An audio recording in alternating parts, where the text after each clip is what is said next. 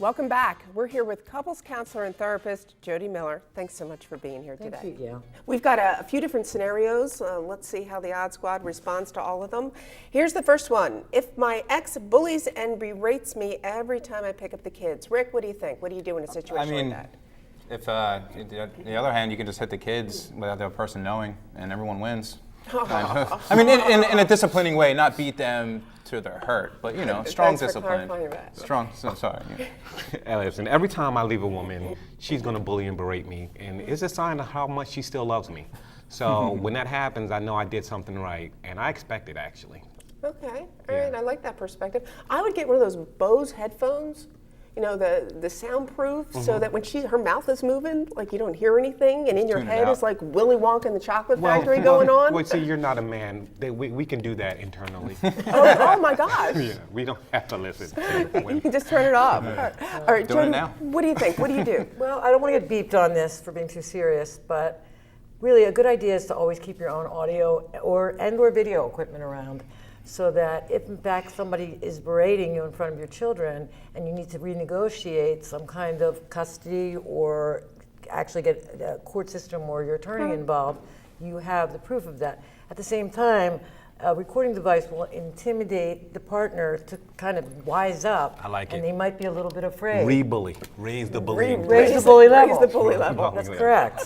That's right. All right, what if the ex tries to turn the children against me? I was worried about that with my Basset Hounds when I got my divorce. Was he going to try to turn the dogs against me? That was a big deal. But Rick, what do you think? What do you do? I mean, I'm not really a kid person, so if that was a situation, depending, sorry, I apologize, but depending on the situation, if the ex is keeping the kids away from me, because if that's the only thing keeping us apart, she's actually doing me a favor. Okay. Yeah. I think if I've been being a good father, my kids should be against me already. I expect my oldest son, when he turns 18, for us to have a fight, MMA style, to decide if he gets to still live here. So that's what I'm looking forward to. So she wouldn't have to do any work anyway. I mean, if you were in that situation, it would already be. Yeah, my kids should be against me already, if I'm being a good father, I think. Jody, how about you? I would have an open door policy with the children. If you, in fact, cannot talk to your spouse and he or she is not responsive to a little bit of give and take around the children, I would just make sure that your kids know that they can come to you, discuss what it is that's being said to them. If it's not true, you can tell your children it's not true and try to balance that with them. And if things are true, admit to them and just allow the children to always feel like they can come to you and discuss what's being said. I'm not going to give the kids my new phone number, no. They'll find you. What a positive spin on divorce, I tell you. All right, what if the ex destroys your belongings? So you leave the house, some things are left, they get destroyed. What do you think, Anton? Let's start with you. Well, when I leave a woman in the middle of the night or when she's at work, I like to leave with my Xbox and my phone. So anything I left at the house was technically hers as a gift, a parting gift. So she's really destroying her own things. And I usually leave a note, I'll be back, I went out for milk. So I have some time to pack up everything I want.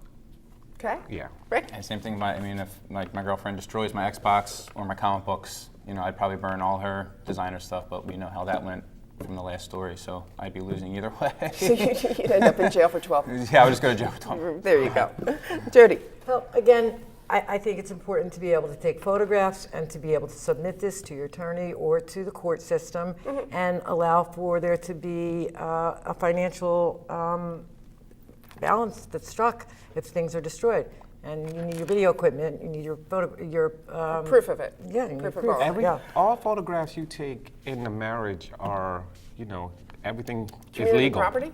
Oh, you're talking about the items. Oh, I thought you meant something. Oh, my. Just photograph it. I misunderstood and ask what for you meant. financial I reimbursement. use cameras for totally different reasons. I'm sorry.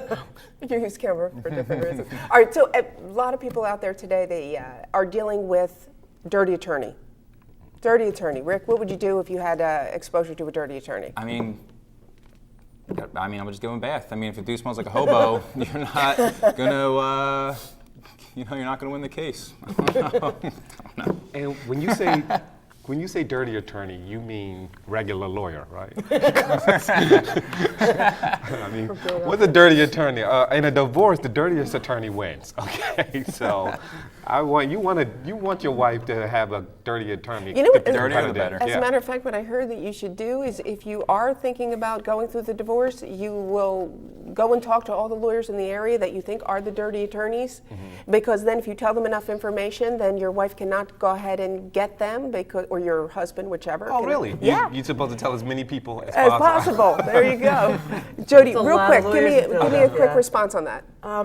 A dirty attorney, you mostly have to keep your cool because that can spin your head around. That's when it's time to see a therapist. That's when it's time to get support from your friends and family. That's when it's time to keep your focus. And if your attorney is not as dirty and this is really messing up your head and messing up your divorce, you just have to stay focused, stay cool, So be and smart deal with the about it. dirty attorney. Be smart about Be it. smart and keep doing your homework, right? We'll be back in just a minute with Pass or Fail with Gail. We'll be right back.